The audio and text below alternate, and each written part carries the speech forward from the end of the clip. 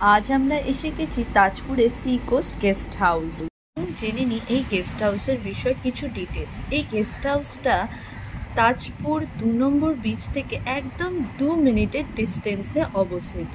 খুবই খোলামেলা এই রিসর্টটা বা গেস্ট হাউসটা। এই দেখুন, এইদিকে বিচ।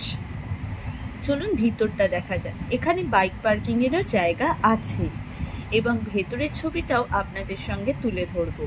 কিন্তু যখন আমরা গিয়ে পৌঁছেছি তখন সবকটা রুমই বুক ছিল, যার জন্য আমরা একদম ভেতরের ঘরে ছবি দিতে পারিনি।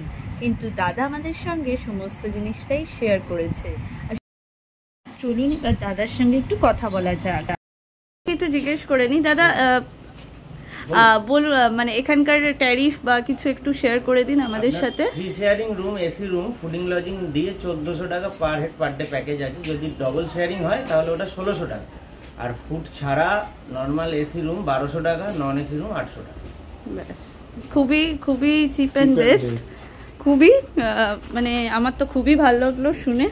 এবার চলুন, এই ওপরে এত সুন্দর একটা জায়গা আছে যে মানে যারা ধরুন একটু সি বিচে আমরা যাবো না বা বাচ্চা আছে, সবসময় নিয়ে তো যাওয়া যায় না। খুব সুন্দর।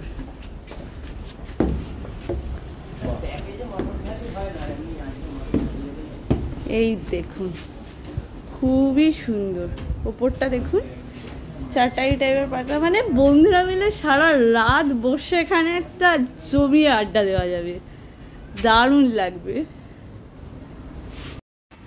এদের কিছু রুমের ছবি আমি আপনাদের সঙ্গে তুলে ধরলাম। খুবই ভালো রুমগুলো এবং পরিষ্কার পরিচ্ছন্ন। বাথরুমটাও কিন্তু খুবই ভালো। এই দেখুন বাথরুম। এদের কিন্তু ব্যবহারও অত্যন্ত ভালো। আপনারা একবার ঘুরে দেখতেই পারেন। এখানে লাইভ তন্দুরিরও কিন্তু ব্যবস্থা আছে। এদের একটা মেনু কার্ডও আমি আপনাদের সঙ্গে শেয়ার করলাম। আশা করি আপনাদের এখানে ভালোই লাগবে। প্লিজ সাবস্ক্রাইব লেখা বাটনটা টিপতে ভুলবেন না কিন্তু।